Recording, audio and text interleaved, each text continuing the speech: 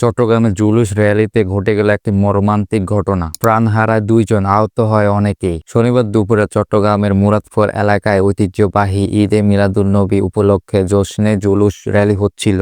1974 সাল থেকে প্রতি বছরে আয়োজন করা হয় এই শোভাযাত্রা। এবছর ছিল 54তম আয়োজন। প্রচন্ড ভিড় ও তীব্র গরমে হঠাৎ করে কয়েকজন অসুস্থ হয়ে পড়ে। মুহূর্তের মধ্যে ভিড়ের চাপ সৃষ্টি হয়। একটি অস্থায়ী সাঁকো ভেঙে পড়ার পর পরিস্থিতি আরো ভয়াবহ রূপ নেয়। ওই সময় পদদলিত হয়ে ঘটনাস্থলে আহত হয় 8 থেকে 10 জন। চট্টগ্রাম মেডিকেল হসপিটালে নেওয়া হলে 2 জনকে মৃত ঘোষণা করা হয়। আহতের মধ্যে কয়েকজনের অবস্থা আশঙ্কাজনক, একজনকে আইসিইউতে রাখা হয়েছে। এই দুর্ঘটনায় শোকের ছায়া নেমে এসেছে পুরো চট্টগ্রাম জুড়ে। এই দুর্ঘটনার পিছনে মূলত 2টি কারণ রয়েছে। এক হচ্ছে নিরাপত্তা ব্যবস্থা আর দ্বিতীয় হচ্ছে অতিরিক্ত ভিড়। এ ধরনের বড় গণসমাবেশে আগাম পরিকল্পনা ও জননিরাপত্তা নিশ্চিত করা জরুরি, কারণ মানুষ ধর্ম নিয়ে একটু বেশি আবেগপ্রবণ। সেজন্য এরকম সমাবেশে সরকারকে পর্যাপ্ত নিরাপত্তা দেওয়া উচিত। আপনারা কি মনে করেন? কমেন্ট বক্সে জানান।